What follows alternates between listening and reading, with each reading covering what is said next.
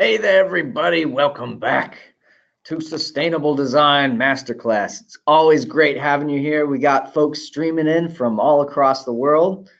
Today we have Walter Jehne.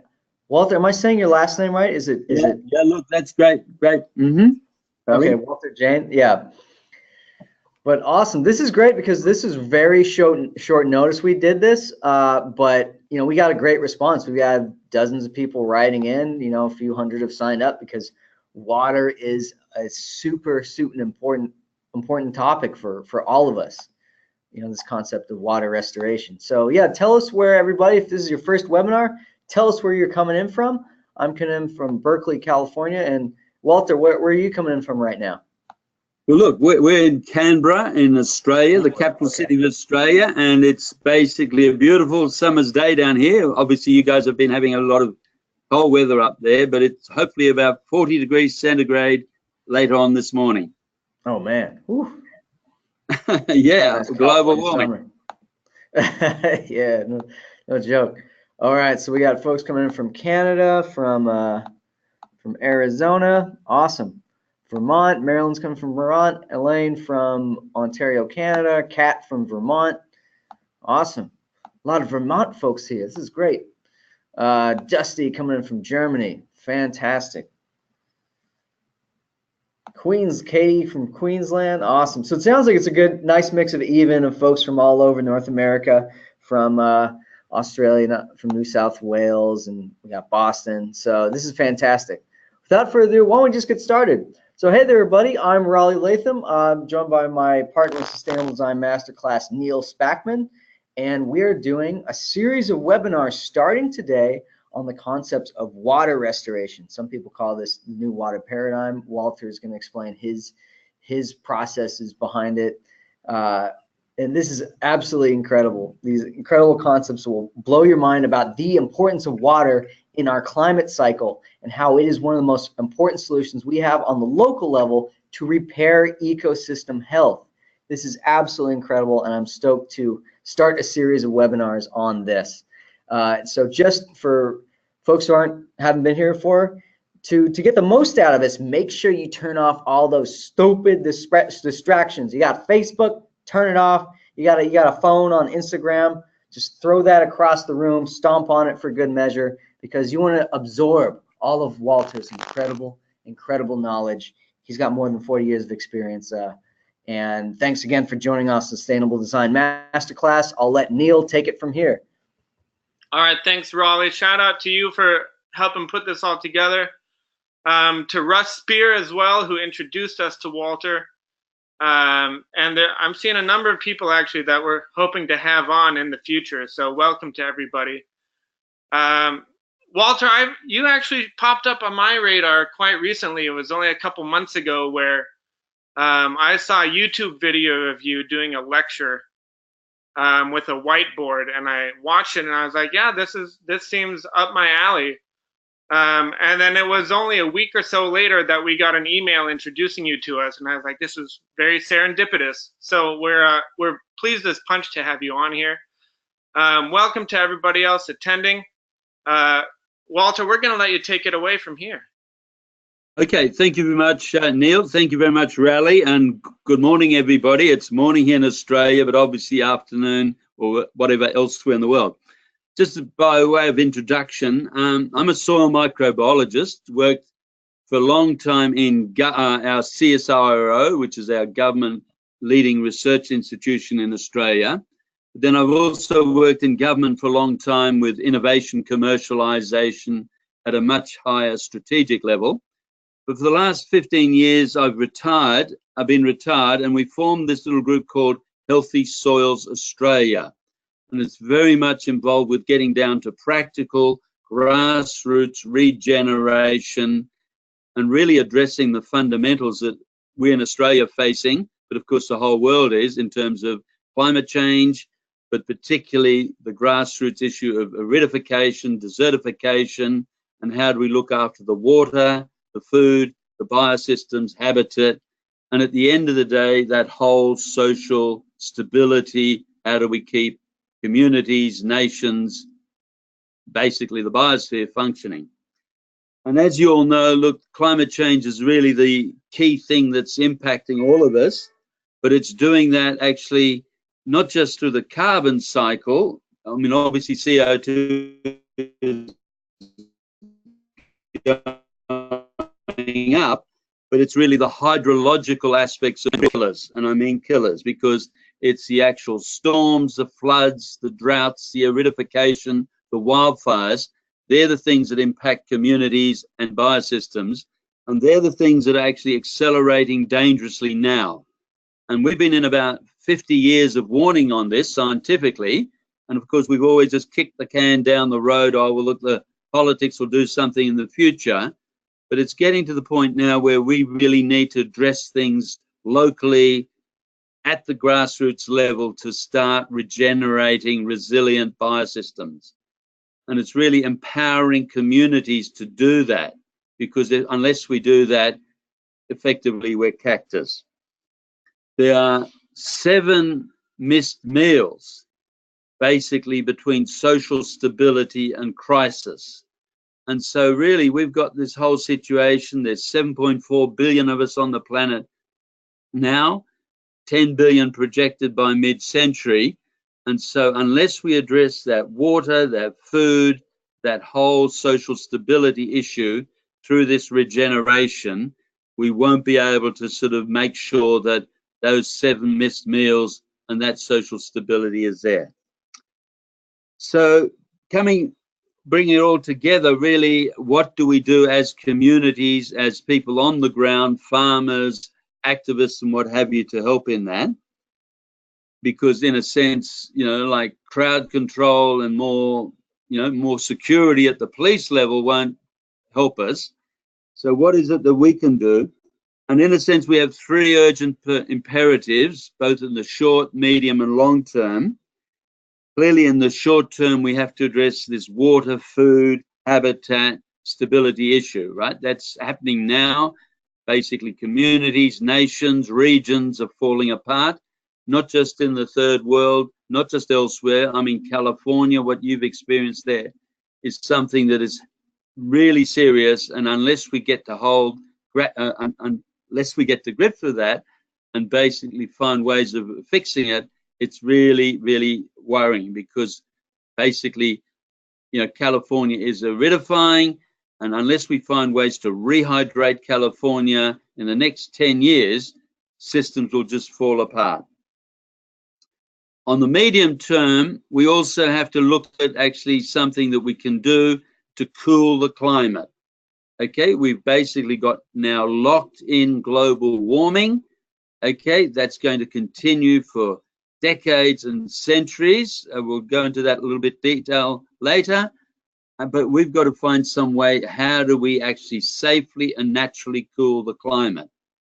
And of course, to do that, we've got to go back to nature and say, well, look, how has nature over 4 billion years regulated the climates and the temperature and the heat balance of this planet? And what do we do how do we learn from that? But also, how do we then apply that knowledge? And that's really going to be the guts of what we'll be talking about today.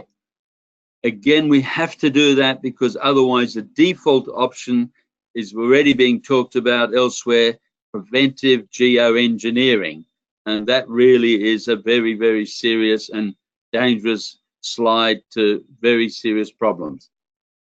In the long run, though, we've also got this big picture, but it all come out of what we've been talking about. How do we regenerate resilient biosystems?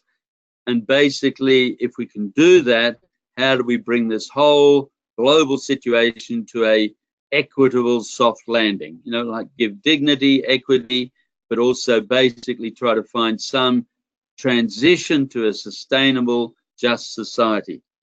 And long term, of course, that is achievable, that is the goal, but only if we take and address these short-term, medium-term issues. We're also not naive, of course. We have to do this in the context of major impediments that exist. And obviously, you know, we've got the dogma, we've got the inertia, we've got all the vested interests, we've got all the sort of problems of politics, the short-termism of politics, and we've also got the situation of completely false accounting. where we don't recognize the natural capital values in ecosystems. We just externalize all our impacts. We don't consider risk issues at all. And of course, that has completely led our economics up the garden path into this crisis. And so again, what do we do at that level? But these are impediments, and the bottom line, we have to get around them. But we have to actually now, in a sense, look at empowering local, regional communities to take the lead in this, because it's not going to happen. It hasn't happened for the past decades. So really, it's up to us or nothing. There's no question that nature will always be there, and there's no question that nature will fix this problem. It's only a question whether nature will fix it with us or after us, once we've sort of completely messed up the show. Okay, so basically it comes back to nature. And you see, as a soil scientist and as a long-term ecophysiologist, we started off with a planet which was basically just rock and ocean, you know, 400 million, sorry, not, yeah, 400, up to 400 million years ago. That's all it was. And basically, soils formed 420 million years ago through the symbiosis of fungi and plants, and created the biosystems, because it was actually the formation of these, well, the soil carbon soils that allowed then water to be retained on land, nutrients to be made available, and from that we had the rapid evolution of productive biosystems all across the land surface. And so really nature has shown us that yes, it has this amazing regenerative capacity through petagenesis, through plant successions, and really that's been the thing that's made our biosystem, it's made our hydrology, it's actually made and governed our climate, and really it's the tools that we have to respect and use to restore it. And in a sense, that's a challenge that we have in front of us. So how do we understand nature, and how do we use its processes to restore that? And all we're doing is really just looking at those natural things and saying, okay, well, where do we intervene? Where have we intervened in the past? How we've disturbed and degraded this? But how can we actually now use that same knowledge to actually rebuild, restore, regenerate? And how can we do that? Basically, there's another important thing. How do we do this in the space of the next decade or decades? Because that's all we've got. Certainly nature's had millions of years, but it too can do a lot faster. But really our challenge is, how do we do that faster? And really it just comes back to basically, and we've got the slide of the water cycle up here, it really comes back to climatology 101, right? It's really the whole thing. Here is the global water cycle, and basically it is this water cycle that has been fundamental in creating the terrestrial biosystem. But what we don't understand is this water cycle that also governs, in a sense, the climate. This is a water cycle that regulates the climate. This water cycle actually drives 95% of the heat dynamics of the blue planet. Okay?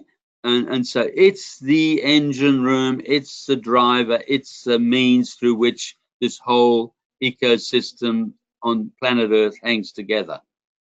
The carbon dioxide component of this global heat dynamics is also, of course, important, but it represents about less than 4% of that heat dynamics. And actually, in the political thing, it's important to recognize that, sure, we've been focused on Charles Keeling. Yes, CO2 is going up abnormally because of what we've been doing. So we focus on the symptom, carbon dioxide, and we say, okay, what do we have to do to reduce CO2, which we must do, but it's only 4% of the global heat dynamics. And in a sense, the point is, and it's important globally, that 4% isn't going to get us out of the mess we've made. Okay, it's far too late, and the CO2 response is going to be far too limited to be able to change and prevent dangerous extreme climate changes. And so now we've got to face the reality that, okay, if we can't do it just through CO2, how do we do it through the water cycle, as nature did? And in a sense, it's looking at those elements of the water cycle in some detail that, in a sense, I want to go through, because they provide us with the tools, the empowerment, the solutions to regenerate Earth and to actually bring this whole climate story, but also the food, the water, the biohabitat, the social stability consequence of that climate cycle back into balance. And quite frankly, it's it. If we can't do that, it's cactus, and then we'll just have to get out of the way and nature will do it after we've gone. Okay, so I suppose we can sort of start saying, well, what is the basis of the water cycle? It's quite complicated. There's many parts and stages and variable factors that affect it.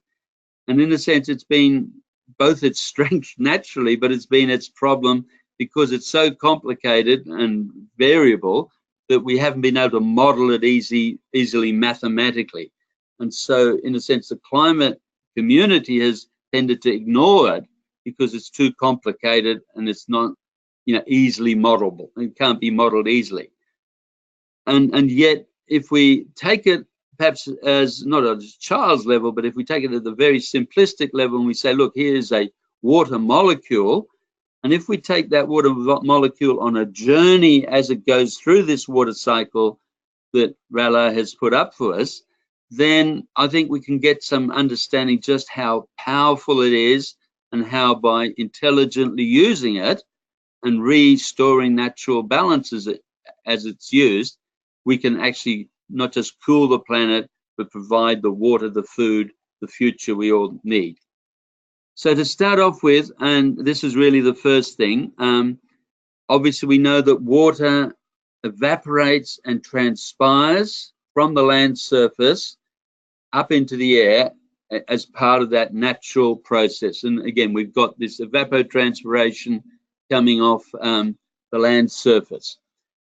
Every gram of water that is transpired up in the air has to turn from liquid to gas. And to do that, it has to take up to 590 calories of heat energy from the Earth's surface to vaporize it and transports that heat energy from the Earth up into the atmosphere. And so obviously it has a massive, powerful cooling effect. Okay, because every gram is taking 590 calories of heat energy, cooling that surface in the consequence. And that's basically really important because in the big picture, we've got the sun up here, and obviously the sun is giving us constant incident solar radiation, about 342 watts at the top of the troposphere. And of course, to maintain heat balance, the Earth has to actually re-radiate 342 watts back out to space. Otherwise, it would heat up dangerously. And of course, it's done that balance naturally through these water cycles for 4 billion years. Okay, and this evaporation, transpiration, latent heat flux, we call it, that flux basically takes 24% of that incident solar radiation that the Earth receives and takes it from the surface back up into the atmosphere. Actually, it's another sort of background context thing. We've basically had this balance between 342 watts coming in and 342 watts going back out. But because of our human-induced greenhouse effects, we've basically prevented some of that heat escaping back out to space. Basically, we've prevented about 3 watts per square meter, or less than 1% of that incident heat getting back out to space. So the challenge now is to basically say, okay, how do we get that 3 watts per square meter extra heat back out to space? How do we restore that balance? And in a sense, this transpiration can help us do that because it's going to take heat from the surface up into the atmosphere, thereby cooling it. But we've got to go further. And so that's the next stage in the cycle. At this point, let's just say this evapotranspiration cooling the surface has been well described. There's a whole lot of people, Michael Kravchuk, Willie Ripple, and others who've been talking about that as the small water cycle, and totally valid, totally important.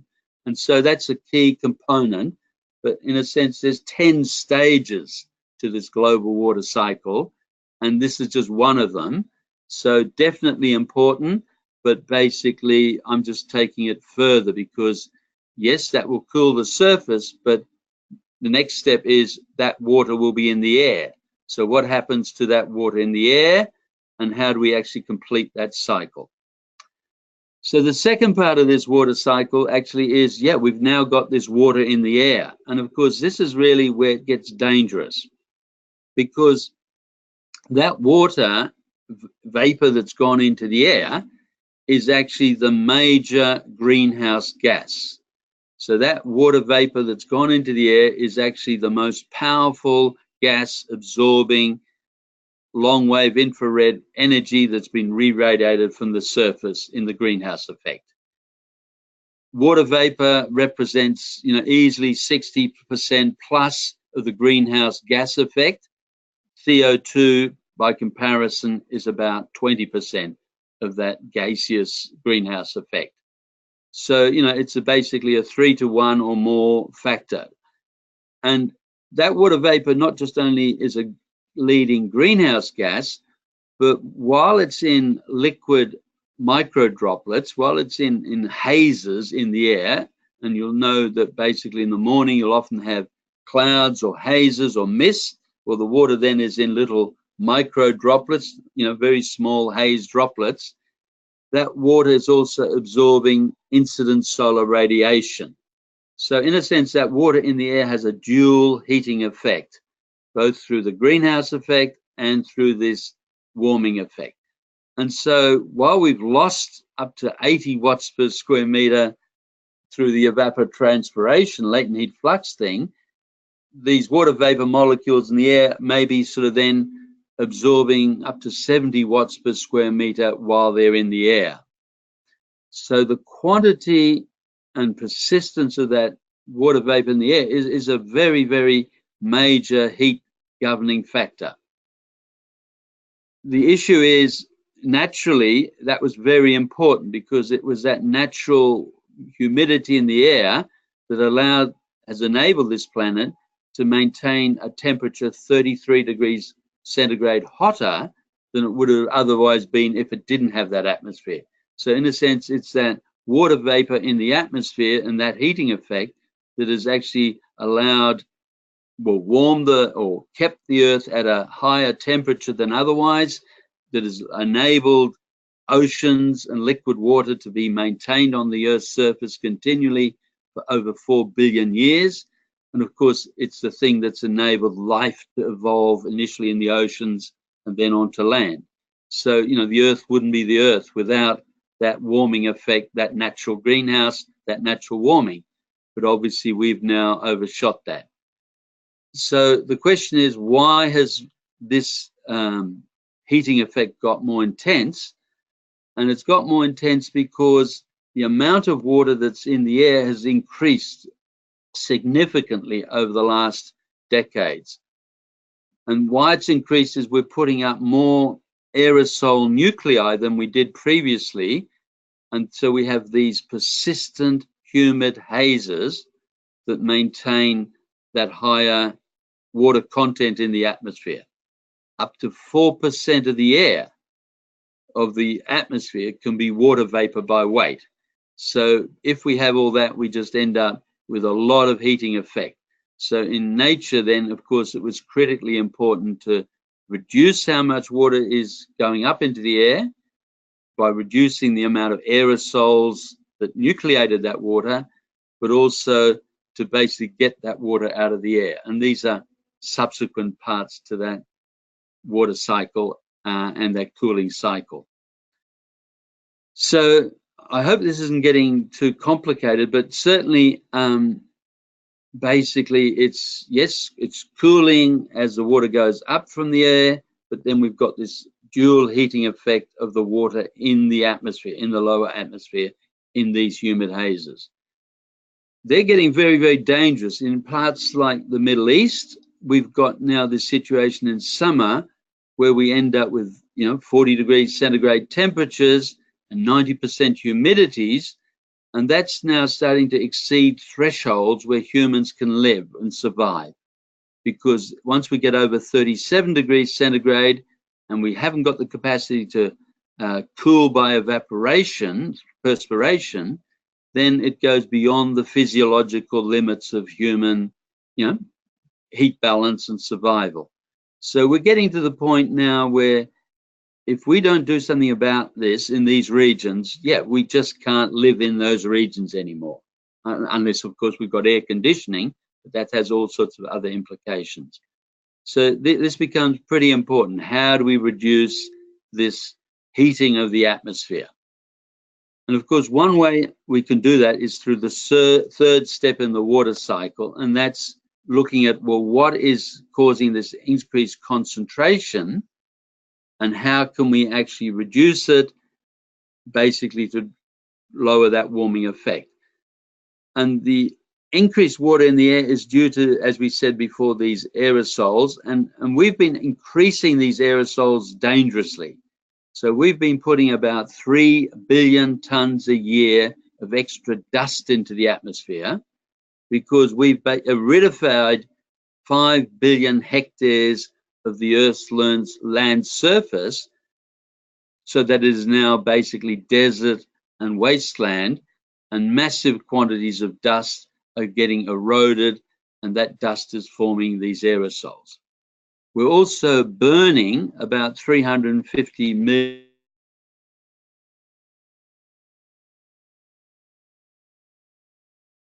Whoops. Seemed He like just there was froze. a pause there. No, Walter's frozen. Yeah. Sorry, buddy. The pause. Oh, there we are. All You're right, back, back. Walter. Sorry, there was a momentary out for a while. freezing. Yeah, you dropped out for maybe 30, like. Okay, well, look, we can 10 pick up seconds. anything in the Q&A at the end that's missing.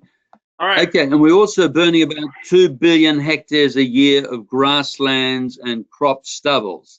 And again, that's adding enormously to those aerosol loads. And of course, on top of that, we're also burning about 8 billion tons of carbon every year in our fossil fuel use. So we are massively increasing the load of those aerosols. And so now if you go from basically, the Middle East, the Eastern Mediterranean, right through to China, we have what we call the Asian brown haze, a toxic pollutant brown haze of these aerosols, these humid airflow sitting about 4,000 meters above that whole land surface, heating it and aridifying it. And that's enormously, destructive of the biosystems and of course dangerous for human health. And we've got to change that. And as we're saying, we've got to change that by removing the source of these aerosols.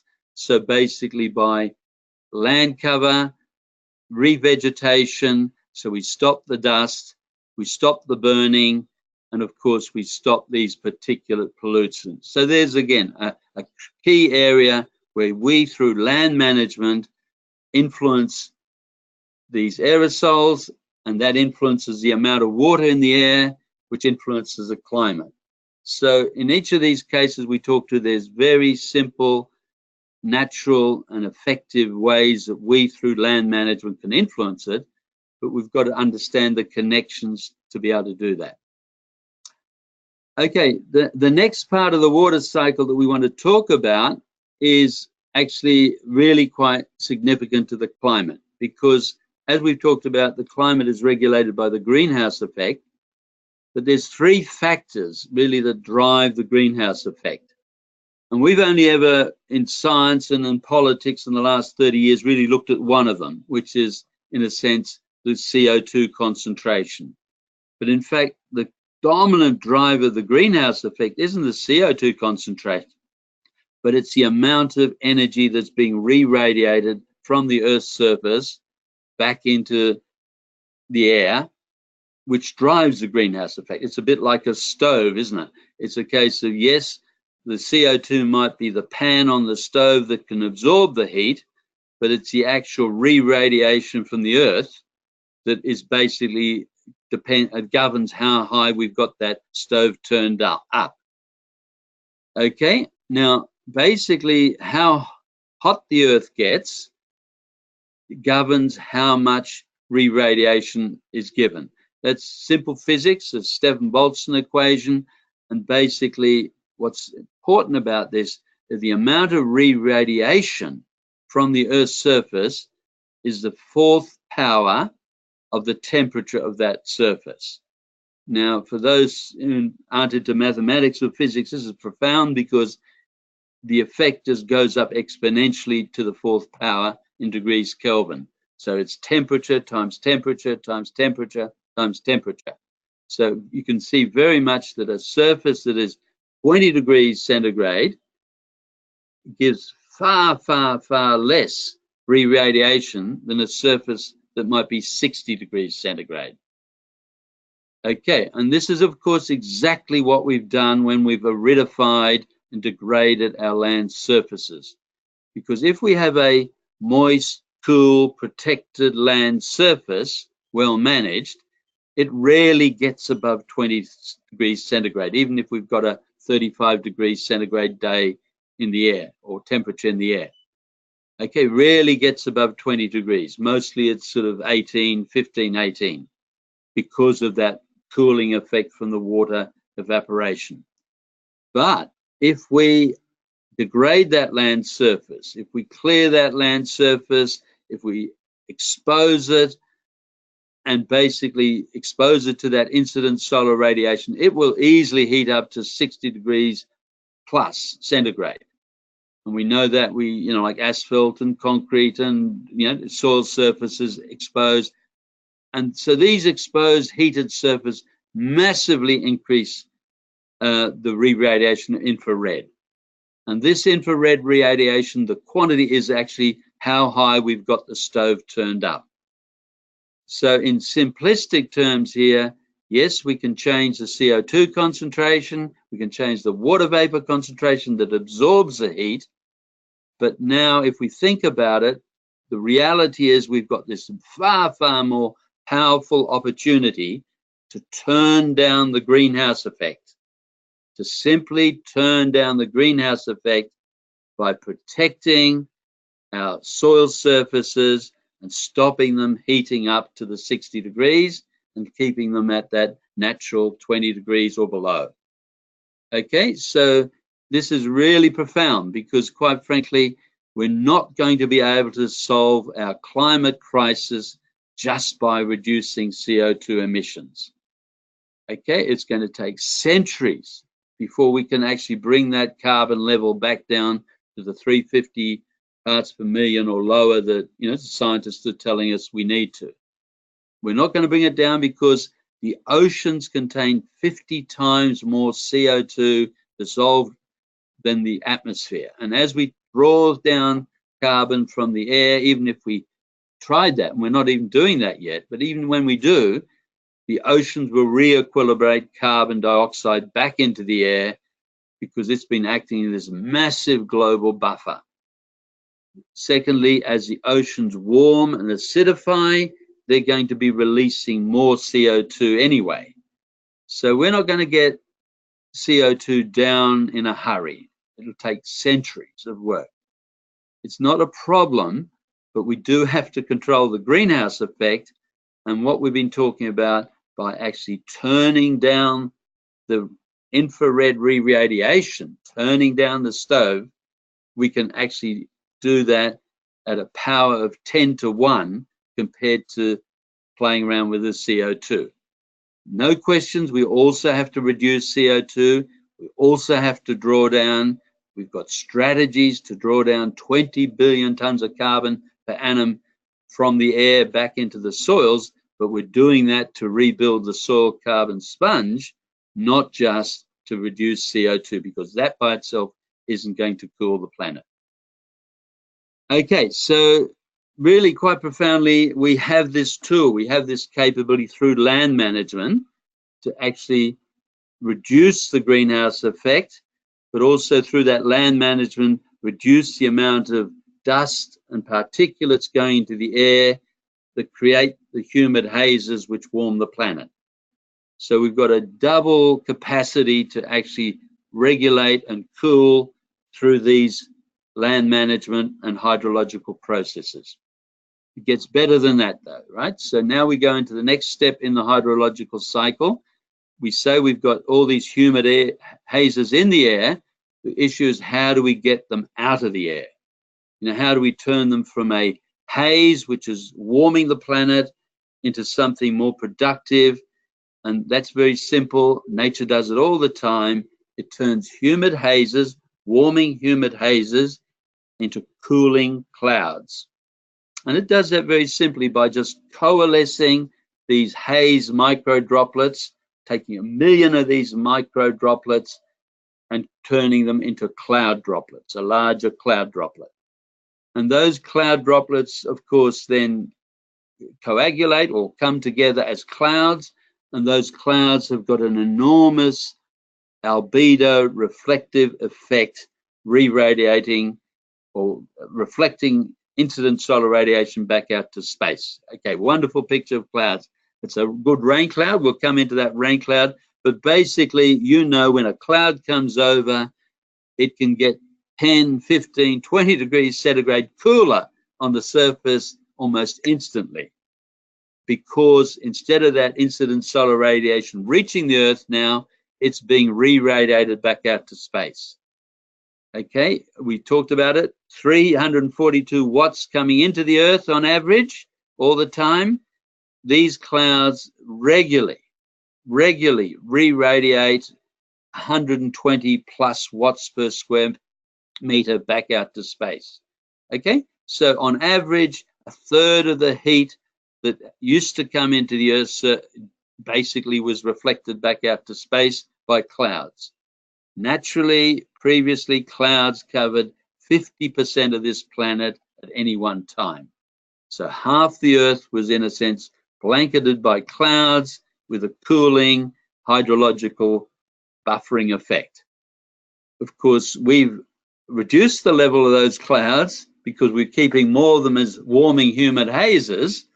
And of course, what we've got to do is, as in nature, put more of those humid hazes back into clouds.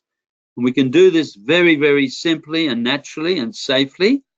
And of course, just as nature does, there are 3 processes that do this. And it's all basically comes down to coalescing these haze droplets into cloud droplets hygroscopically. Okay, that's a big word for suction. So sucking these little haze droplets into larger droplets, and these larger droplets becoming then reflective.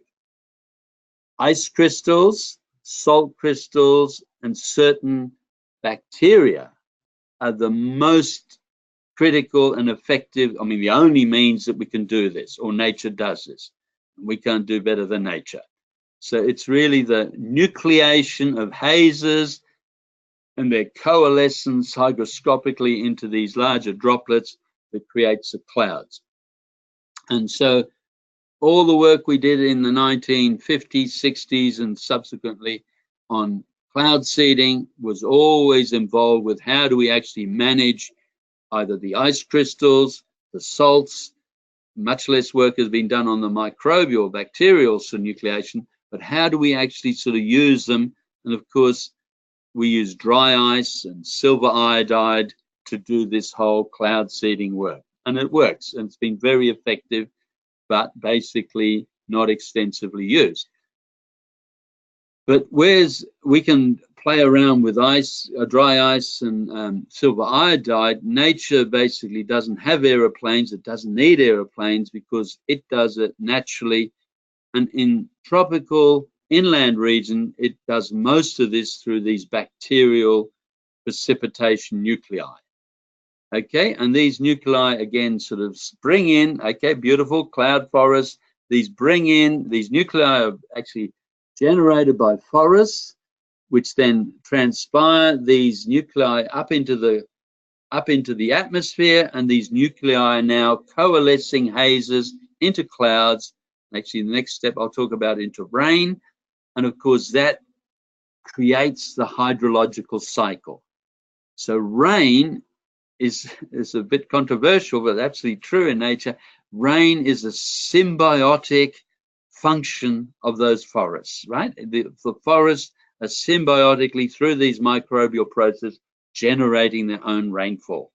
So the Amazon is basically getting 3-4 times more rain than it would otherwise, because every day these forests are generating these nuclei, coalescing these hazes, causing more rain. You can set your watch on at 4 o'clock every afternoon in a tropical rainforest.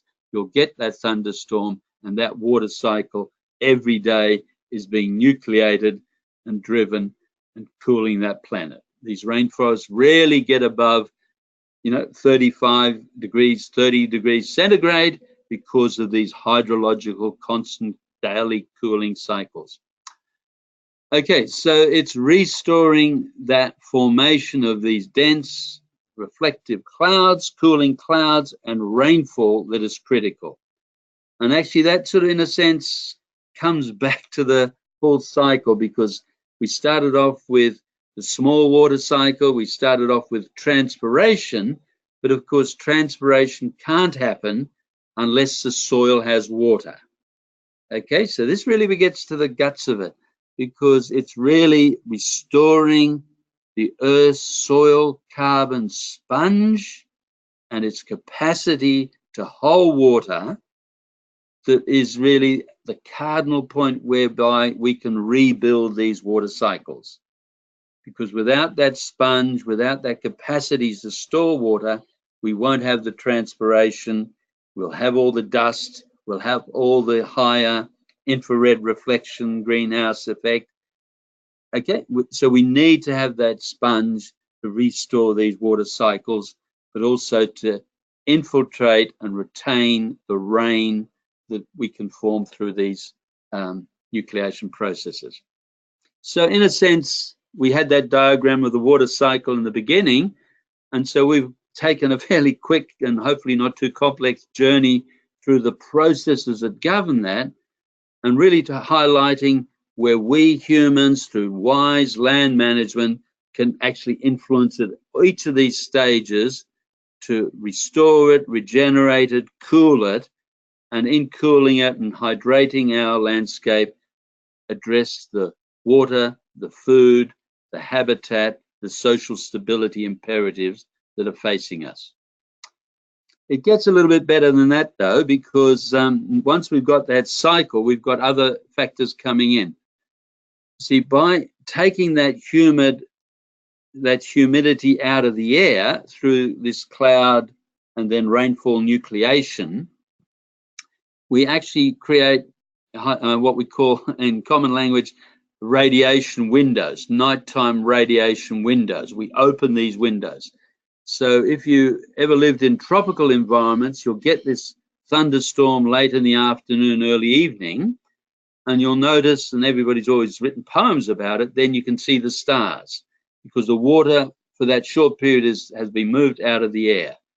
And because the water's been moved out of the air, you've got the capacity for, again, heat from the earth to directly re-radiate back out to space, cooling that air, cooling that surface, sorry. And so, again, very, very powerful cooling effect through removing the humid air out of the humid aerosols out of the air through that rain and allowing that re-radiation. And this is, again, critical, because 60% of the warming that we're, in a sense, suffering as global warming is due to increases in nighttime minimum temperatures, because the planet can no longer cool itself at nighttime as it used to do, because we've got these persistent humid hazes. Okay, so it's really quite significant. It's the removal of that humid haze through those rains that then reopen those radiation windows and help cool that planet. And again, it can be 30, 40 watts per square meter of cooling that comes as a consequence. There's another very powerful consequence of this rain, which is really very, very critical as well. When we condense and nucleate this rain and the rain falls to the earth, we create actually an area which had been very high pressure air because it had all these water vapor molecules at enormous heat. We create this we take this high pressure zone and we actually create low pressure because we've removed all that water and all the energy in that water. So we've created a low pressure thing. And so instead of having a high pressure heat dome over continents, particularly arid areas, we create low pressure areas. And it's just logical physically that basically, yes, low pressure, warm, wet marine air can only flow into low pressure areas. It can't, low pressure can't flow into high pressure and displace high pressure heat domes. And so we end up with what we call the biotic pump, okay, a process whereby basically rain, humid air flows inland into low pressure areas, but in a sense can't flow into high pressure areas. And so this drives many of the monsoonal effects that we actually have on the planet. And of course, those monsoons are critical for keeping, some 4 billion people with reliable water, food, habitat, and futures. And we can see this particularly powerfully in the Amazon, where these biotic pump effects are bringing water constantly from the Atlantic into the Amazon, keeping the Amazon green, hydrated, and productive. If those biotic effects ceased, the Amazon would go back to a dryland savanna at best, or aridify at worst. And of course, in Australia, we've got exactly the same situation. Up to about 8,000 years ago, we had an Australian monsoon. Okay, we had basically humid air coming into every summer and basically going right into central Australia. Lake Eyre was a 25-metre deep freshwater lake. It's a lake, actually, for those you don't know, in the middle of Australia, now a salt pan, but it used to be a freshwater lake up to 6,000 years ago. And basically, it was because we had an Australian monsoon, because this biotic pump effect brought water from the Indian Ocean every summer into Australia. The indigenous people in Australia understood this. This is part of their stormwater dreaming understanding. They didn't use physics as we describe it, but they had a very, very sophisticated understanding of these dynamic processes, but also how their land management affected them. And so the elders had this responsibility of stormwater dreaming. How do we manage land to keep this rainfall, monsoonal effect going? The rainbow serpent, which is a key cornerstone of Australian Aboriginal mythology, is all about that monsoonal induction and keeping the rainbow serpent happy so that that rainfall, that monsoon, happens regularly. Okay, so basically we've talked about the water cycle. We've sort of said, look, here are some powerful effects like these biotic pumps. But really, just to conclude, I wanted to just come back to now talking about, well, what is it that we can do about it? And as we said in the beginning, what we can and have to do about it is to actually rebuild the Earth's soil carbon sponge. Okay, we've got to draw down carbon from the air and put it back into soils, because only by rebuilding the sponge can we restore this water dynamics and cooling dynamics. Okay, so, and that's very powerful because we can do that simply and naturally, simply by smart agriculture, growing plants, and making sure a significant part of the biomass those plants produce through photosynthesis gets biosequestered into soils through microbial carbon fixation to build the sponge, to build the hydrology, to rebuild these healthy ecosystems. Healthy Soils Australia is working and has worked for 15 years, a whole lot of different projects, grassroots with groups of farmers. Now we're working actually with internationally also with groups to really say, how do we actually accelerate and extend this practical drawdown of carbon?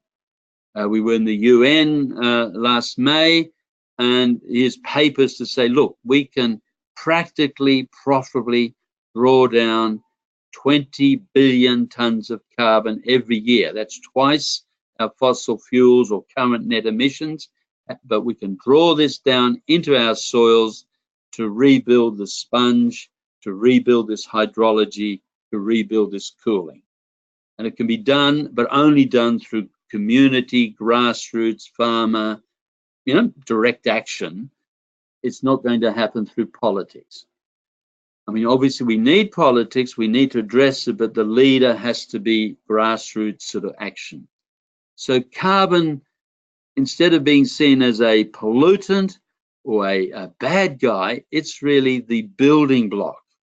We've got to take carbon from the air back into our soil. Charles Keeling for the last 50 years has shown us that yes, we are increasing that carbon in the air. It's a symptom of our land degradation. The challenge is to reverse that degradation, take that carbon from the air, build the sponge, rebuild the hydrology. When we do, we can actually change all these elements of the hydrological cycle to have a cool, safe, natural planet. So look, that's the picture. It's all doable. It's exactly how nature for 3.8 billion years has regulated this sort of planet, and it's exactly what we can do to help nature re-establish, re-accelerate those processes. So it's that's simple in a nutshell, but it's also, I suppose, it's got its complications. But really, over to, I suppose, now having a discussion about, any point of detail, but also where do we go and how do we empower communities and peoples and actions to make that happen. So thank you very much, Neil, and thank you, Raleigh, and then let's get into the discussion, right? Right. So what I want to do is I want to take 15 minutes and walk you through a case study that I am intimately involved in. It's the work I've been doing for the last 7 years, because you've given us a very big picture, and there's a lot of ways people could run with this, and potentially the wrong way and potentially the right way. So I kind of want to run some of this stuff by you as a test against what some of these assumptions are.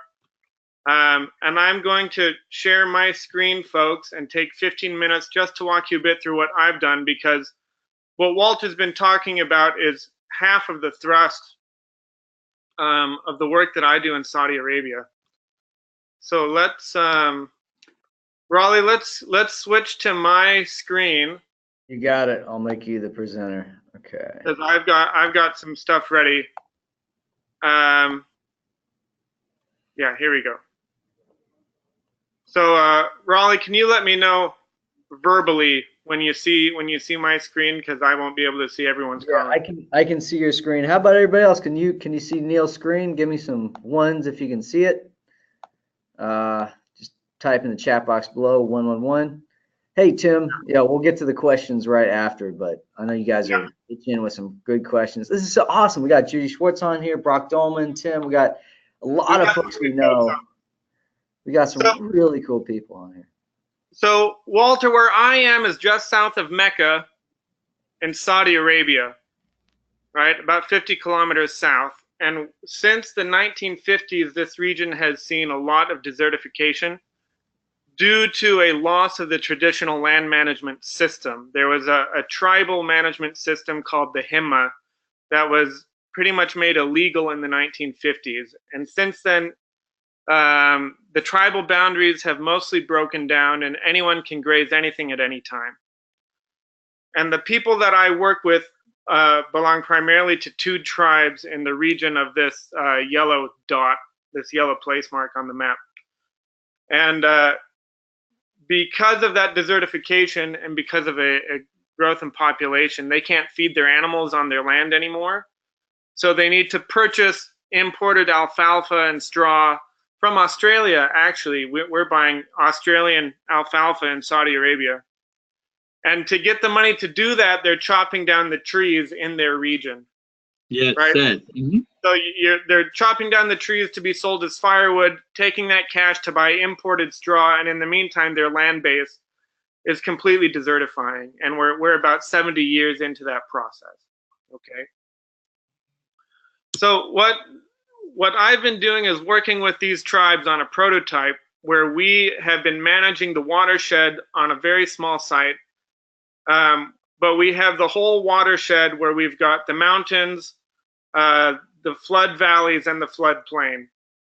And our strategy has been to essentially manage the water so that we can restore a savanna type ecology to this site and have that savanna double as an agroforestry system, right? So it's got the environmental sustainability to it and the economics from the produce off of the agroforestry and off of restored grazing. Okay.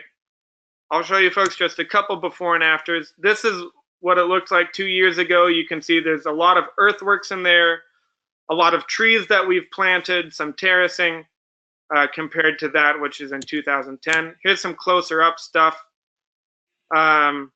This is looking west, and this is February of 2011. This is 4 years later. This is a ditch on contour that harvests water from the flash floods. That's 2012. That's 2015 on the same place.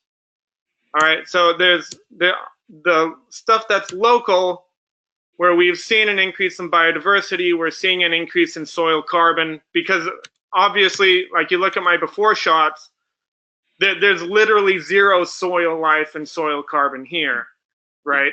And so we've gone from zero in this picture to, there's something here, right?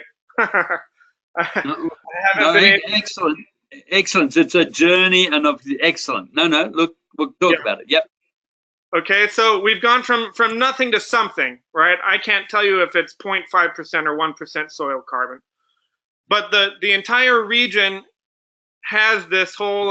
By the way, is my control panel on your screen? Are all of you seeing that as well? Yes. No, you're good. Okay.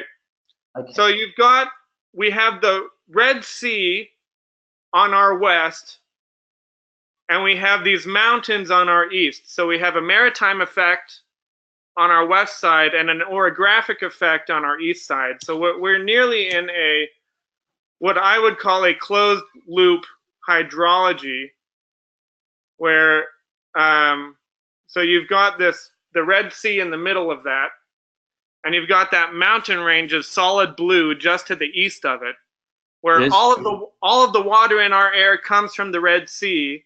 Yes. It hits those mountains, and we get an orographic effect, and then it floods right back down into the Red Sea, right? So we're in a closed loop hydrology. And so what we have, from what I have been able to surmise, Walter, is that through the desertification, there's been an increase in dust. Yes. And a decrease in all of the effects that comes from having foliage on the ground. Yes. Right? My understanding is that dust in a desert is a precipitation inhibitor. Yes. Right? Whereas because it's it's the wrong type of nuclei to be cloud Absolutely. condensation nuclei. Whereas that dust, if it were, say, over Washington State, it would be inducing rainfall, but in a desert, it's inhibiting it, right? Because they've found dust from the Gobi Desert all the way over in Vancouver, where it's it can be a major contributor to the rainy conditions they have there. But in the desert itself, it's inhibiting that rainfall. Can I step in there just briefly? Yeah. Yeah, look, that's so important that you mentioned that, Neil. Look, there are two sorts of nuclei in this game. Nature always works in balances. There are those haze nuclei, things like dust, right? And they create hazes. And that doesn't create rain, that aridifies, because those hazes are persistent. They can't coalesce. They're negatively charged. And so they repel each other and they stay there as persistent hazes. And they aridify and desiccate. The other nuclei at the other end, the cloud condensation nuclei and the rain nuclei, they're hygroscopic precipitation nuclei, and they are completely different. And so nature works between hazes and clouds, right? And they're two separate nuclei classes. And definitely you don't have those precipitation nuclei unless you've got that vegetation, you've got that cooling effect, because you're not going to get ice crystals there, right? You'll get some salt. And so definitely right. So there's two classes of nuclei with completely different rainfall effects. Certainly you'll get Gobi dust coming down in Vancouver, but they haven't nucleated that rain in Vancouver. In Vancouver, it would have been salts and ice crystals and some of these aerobacters. But it's also much colder there, isn't it? Isn't temperature a major factor there, where dust nuclei can be cloud condensation nuclei if it's cold enough, or am I wrong? No, dust does not condense ever, doesn't condense rain. Basically, three things can make rain: ice crystals, salt crystals, and these bacteria, right? But dust is far too small, and it just creates the hazes. Now, sure, the dust will come down from the haze. You know, there'll be dust particles in the haze. So when you get a raindrop, which is about 10 million haze micro droplets, it will have 10 million dust nuclei as part of that raindrop because it's captured those hazes. But those dust that have not nucleated that rain. Okay. Only it's a biological process largely. I mean, obviously the ice up in high latitudes, but basically the dust won't do it. Got it. So here's my thinking on this, Walter. We have managed to multiply the foliage on our small prototype site by over 100 times, right? We had about 100 trees living on site before, and now we've got about 5,000. Right.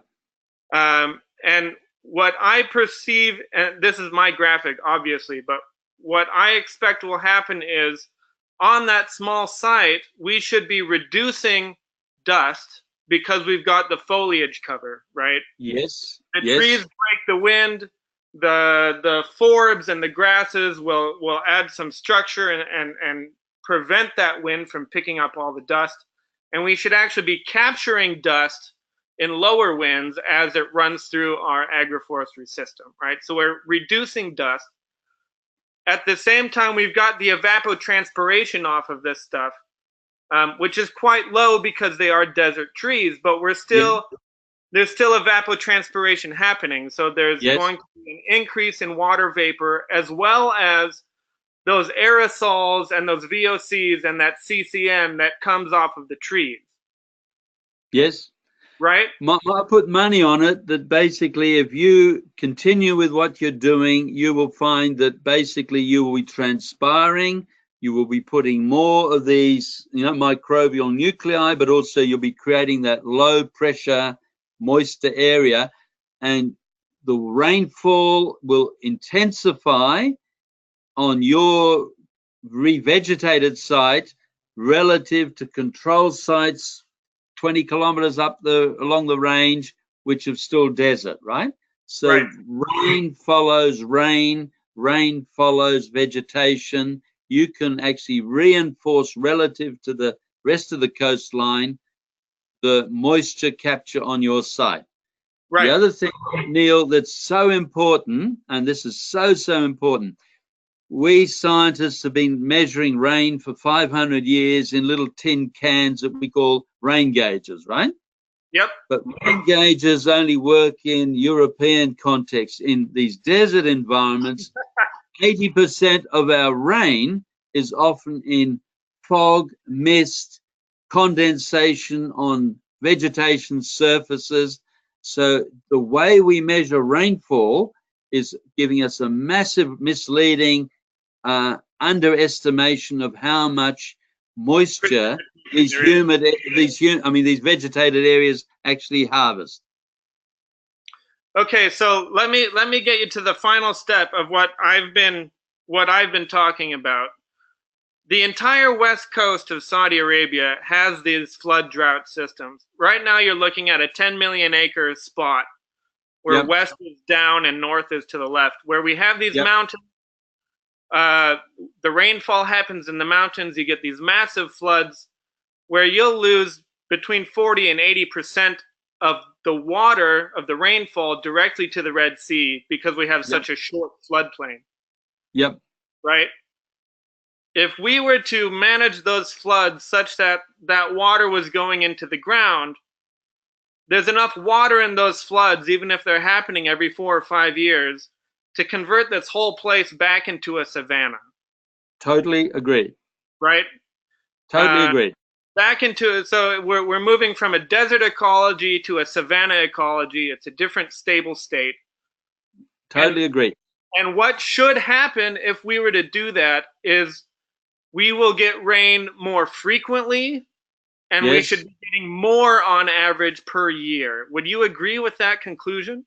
Yes, and yes, absolutely. And also what I'm saying is half of the moisture may not be in the form of rain, but will be in nighttime condensation on those vegetative surfaces. We can measure that, and it'll blow your rain gauge data significantly, right? Right. And yes, compared to, absolutely. And what you're doing there about, here's a vegetation, it's really grazing management. It's really looking at how do we allow that pioneer vegetation to reestablish rather than being grazed immediately. And then, as in nature, you can accelerate that regeneration. Saudi Arabia, Oman, they were actually green belts, 2,000-3,000 years ago. Much, much more productive before this overgrazing and degradation. So, and the net effect of this would be to cool, even though we're moving from, because the albedo question to me is tricky, because the sand is, light yellow, whereas we'd be moving to a very, a much greener, a much darker kind of soil profile and foliage profile. So the albedo changes there, the specific changes, the radiance changes, and so there are so many factors here. Yep. Right? But again, the albedo is a bit of a misnomer there because, look, if the leaves are they can be dark because they're using the energy to evaporate and transpire the water. So there's no detriment to the leaves to being dark, right? They really need to absorb energy, albedo, to have the energy to transpire, right?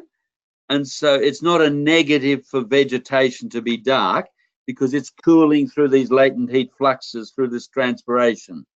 Right. So do you understand? Even if you've got a darker vegetation compared to the sand, you're still ahead in terms of the overall heat dynamics. It's just because that your transpiration is offsetting the albedo effect. Yeah. All right. That's my case study for you. I ran this by Professor Milan, who worked with the UN on modeling agriculture's effects on hydrology. I wanted to run it by you as well as by our audience to show what the applications of this potentially are. I mean, I'm saying we can convert 30 million acres of desert into a savanna. Absolutely. With the accompanying economic and environmental impacts of that. Absolutely. Look, we went to the UN Global Soils Week 2015. We've got a Regenerate Australia, we call it a project, 300 million hectares of northern inland Australia. And it's the same thing. If we manage fires, if we manage grazing ecologies, we restore that soil cover, the vegetation cover, we rebuild the sponge, we can do exactly that. In your case, it's actually excellent because you've got wonderful control sites adjacent where you can show the difference. You could say that this valley revegetated is now totally changing compared to an equivalent valley 20 kilometers up the range. Absolutely. Where it's still desert. And all I'm just saying, you can accelerate it way beyond the status quo through this water harvesting by vegetation, not just the rain gauges, right? Right. I mean, we'll talk about later, but there's very elegant, very simple ways where we can say, yes, both substantiate that evidence, but also then accelerate that hydrological capture. Absolutely. Okay, that's all right, folks. We're that's Walter's presentation. I'm injecting myself into it because I think what I'm doing is highly relevant, and since it's my webinar, I'm going to take my prerogative and ask my questions first. Thank you very much. We want to open this up to the rest of you. If you've got questions for Walter, if you've got questions for me, we can bring them up in any other webinar that we do. But I'm going to be around for a while anyway. But we had some really good ones earlier on in your presentation. Folks, can you type those back in, and we'll get to your questions now. We've still got a good 25-30 minutes. Yeah, right. Pop those questions in. If you actually, if I replied to your question and said, hey, ask during the Q&A, just copy that and paste it back in. We're going to circle back to it. Okay, so the first one I saw was from Imogen. Imogen's asking, how do you capture floodwaters and keep them in the ground? Plant stems? Okay, look, floodwaters, yes, you capture floodwaters by the sponge, right? It's a very simple thing. There's a rain drop falls on the soil, and basically where it falls, the objective is to get that raindrop into that soil, into the sponge, and then to rebuild the in-soil reservoirs under that whole landscape. We only have a flood if we don't have that, if we've got hard capped, erosive surfaces that then don't let the water infiltrate, go into the creeks, we have a flood. So the whole point of once you have a flood, the answer is, hey, we are missing that water, we're losing that water, we don't want to lose that water.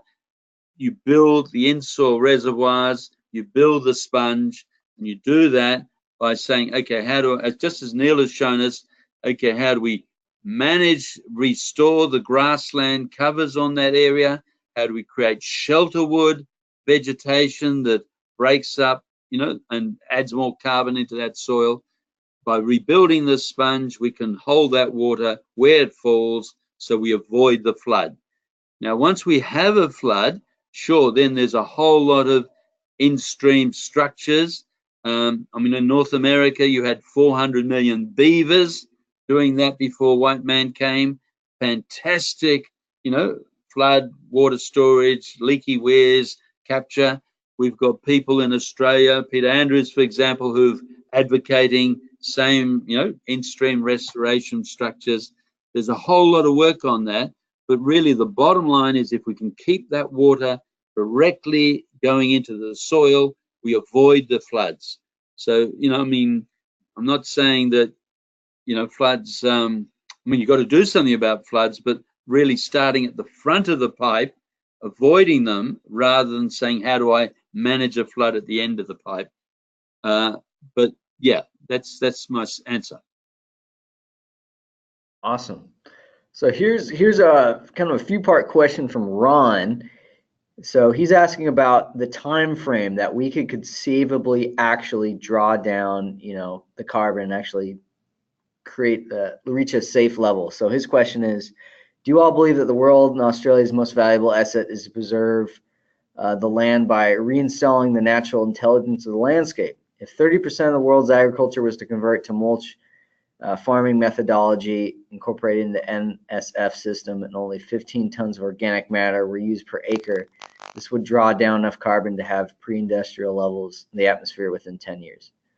That wasn't really phrased as a question. A question that I did get was, okay, can this conceivably be done in a 10-year time frame? Like, what would it require? on a global scale to do this within a 10 to 15 year time horizon? There's a wonderful Chinese proverb which says, you know, when is the best time to plant a tree? And they say 20 years ago. And when is the second best time? It's now. And of course, yes, can we do it in 10 years? And I'm not saying the whole world will fall off the cliff just in 10 years, but it's intensifying, getting more extremes. But the good news is very simple. We work with very innovative farmers all over Australia. There's other people, Peter Donovan and people in the States, really working with innovative farmers. And these innovators are showing that, yes, we can, right? Even a couple of years of restoration farming, basically, you know, keep managing those grasslands, managing shelter woods, getting the carbon into the soil. Within 2, 3, 4 years, they're starting to have effects on soil structure, infiltration, retention, and all of these have positive feedback multiplier effects on productivity, resilience, and more growth. So basically, the answer is yes, we have to do it. Yes, within 3 to 5 years, you're getting positive effects from all these case studies. We have farmers, you know, within 10, 15 years are putting 10 tons of carbon per hectare per annum back into their soils. Another example, if you look at the Dutch, you know, like they take stinking saline sediment soils from the bottom of the Rhine, you know, the sludge from the bottom of the Rhine Valley, and they turn it into polder soils, some of the most productive, you know, biodiverse soils, again, within 10 years. Okay, so yes, we can.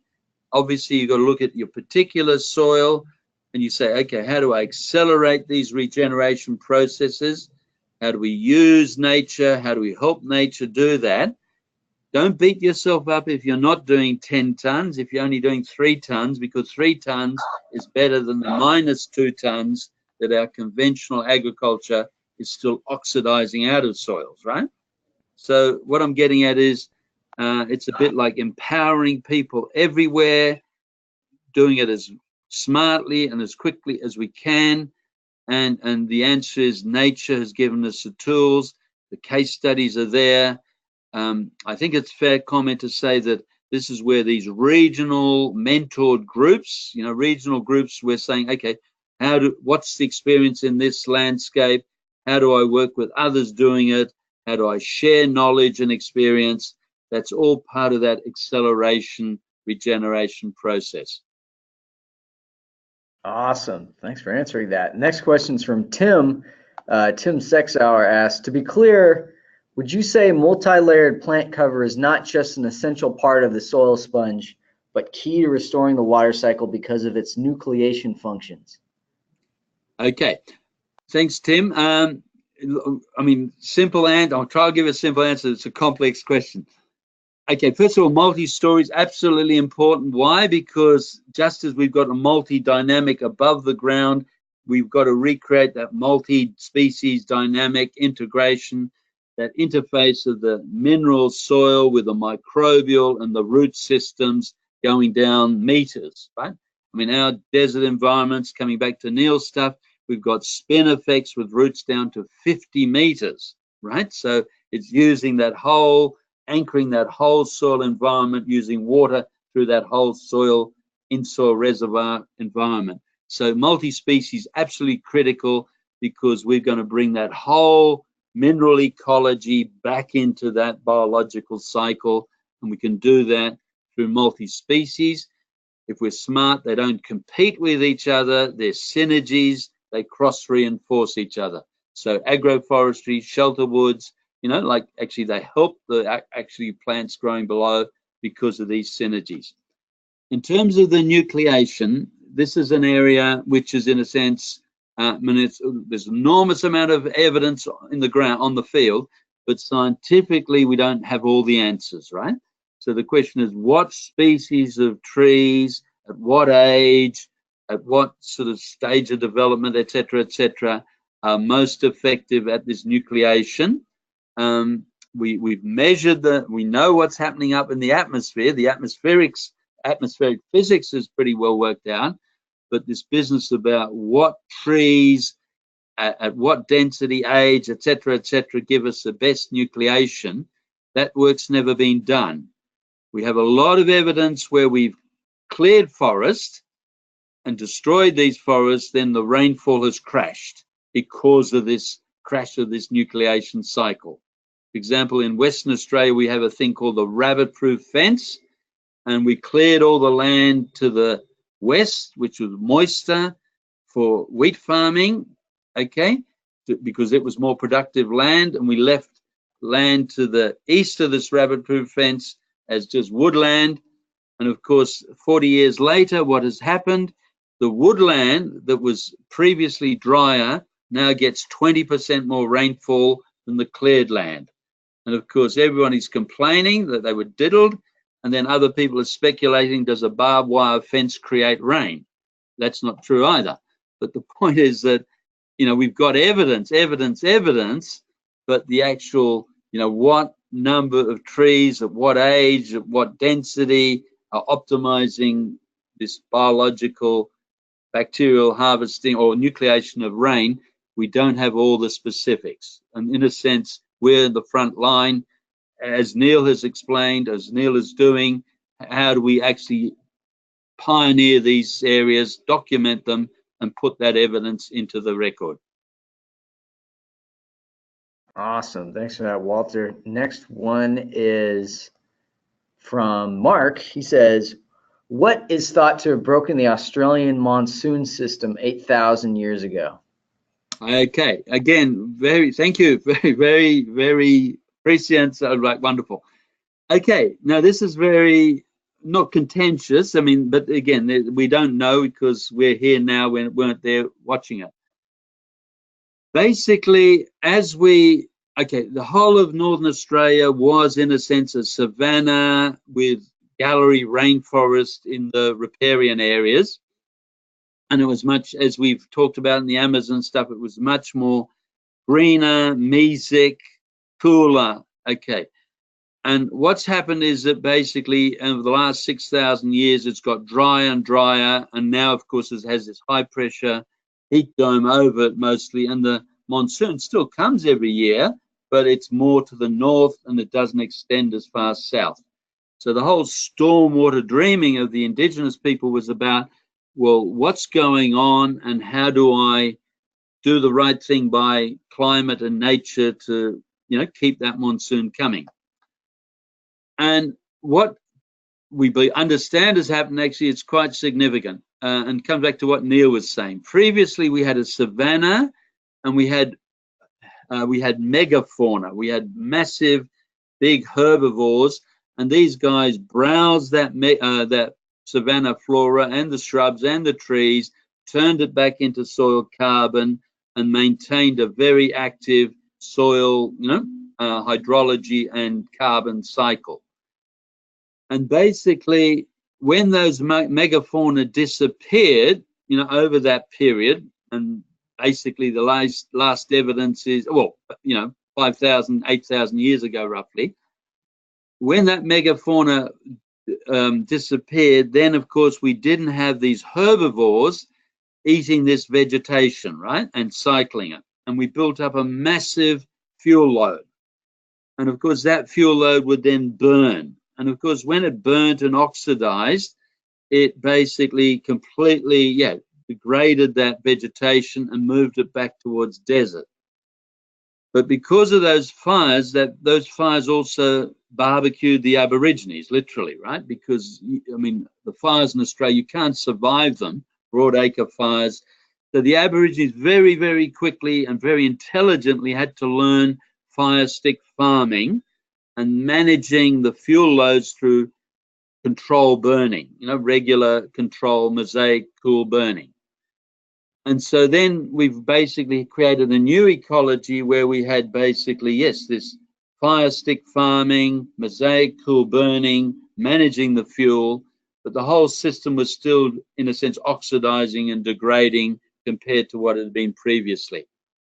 And so I think we've got this balance between, here is avoiding the big hot wildfires, but in doing so, we're still, through the control burn, still oxidizing. And now the question is, can we reintroduce ecological grazing systems that replace what those megafauna, those previous marsupial browsers were doing?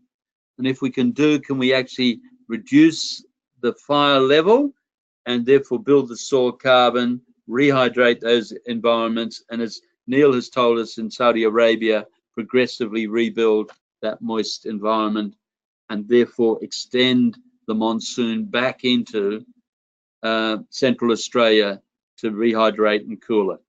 So that's our understanding of what's happened. That's our sort of vision of where we could go down the track.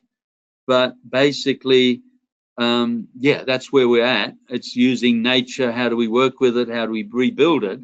But it's not a done deal. We haven't, it's still an arid environment at the moment. But if we look at all the archaeological evidence, I mean, Central Australia, the ranges there were the real key to the whole monsoon. There were still old river systems, massive river systems, 8 massive river systems coming from those Central Australian ranges. And yeah, within 8,000, 6,000 years ago, they were still active. Man, I gotta say, Walter, thank you for blowing my mind 100 times over. This is, Oh no, I was just in your awe mind is this whole important, time. Neil. No, sorry, Raleigh. Your mind's important because we need you doing all this work and keeping this going, right? So I don't want to blow your mind. Yeah, no worries. It's absorbing. But look, on that front, look, see this. I mean, okay, we have to be audacious, right? We have to be audacious because really, this is how. I mean, we've got to read this land. We've got to read the thing. What happened?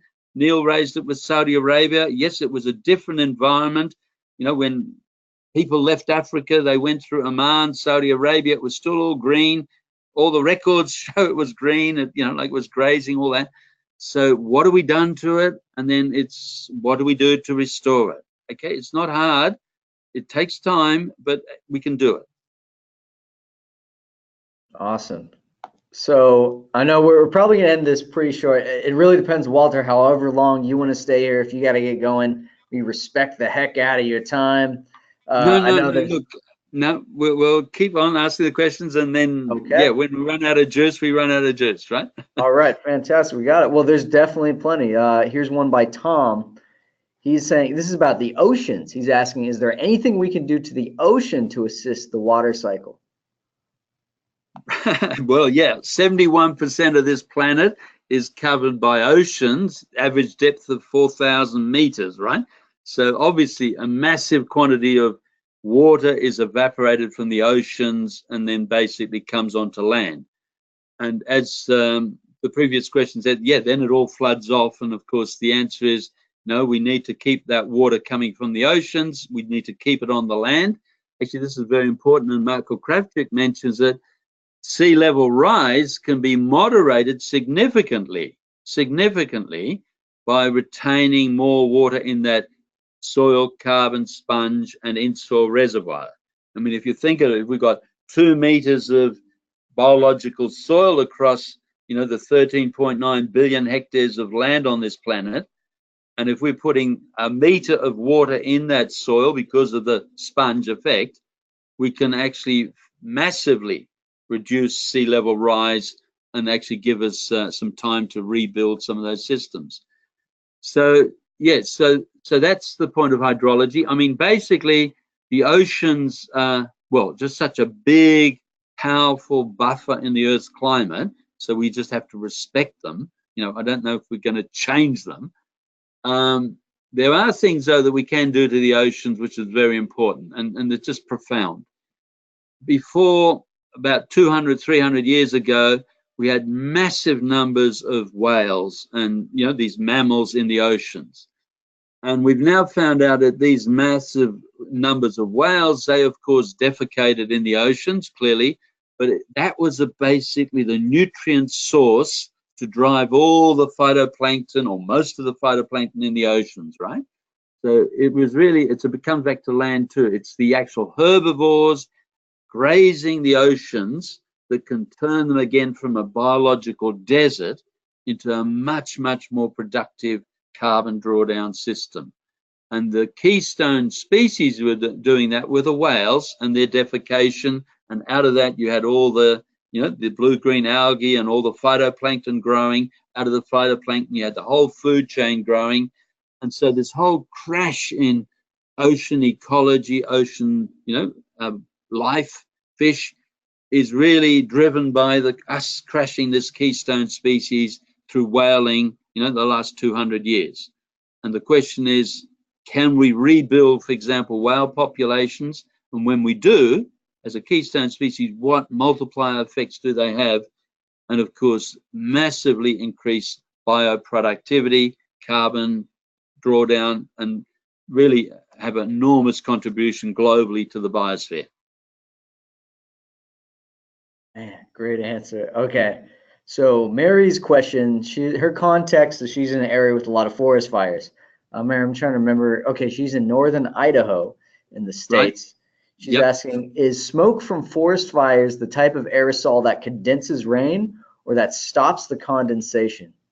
So her question is, she says her project is aimed at reducing the production of fuel available to forest fires by using animal systems, and she wants to decrease that fire feedback loop. Yeah, no, good. And critical, as I mentioned, so many that on average 350 million hectares every year is burnt forest, and there's an additional about 2 billion hectares of grassland burnt every year, right?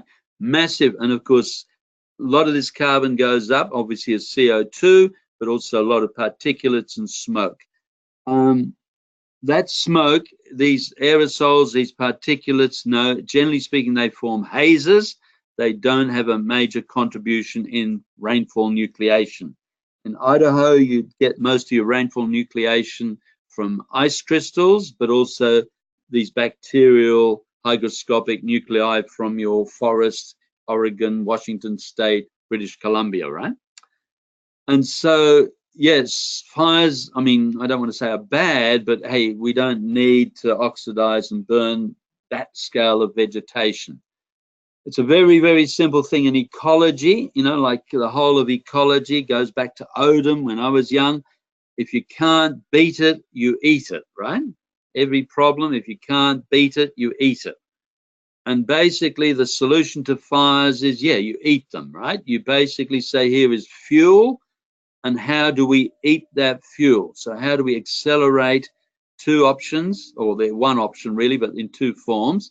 How do we accelerate the microbial biodegradation of that fuel into stable soil carbon so it doesn't burn, so we don't go in this negative oxidative spiral?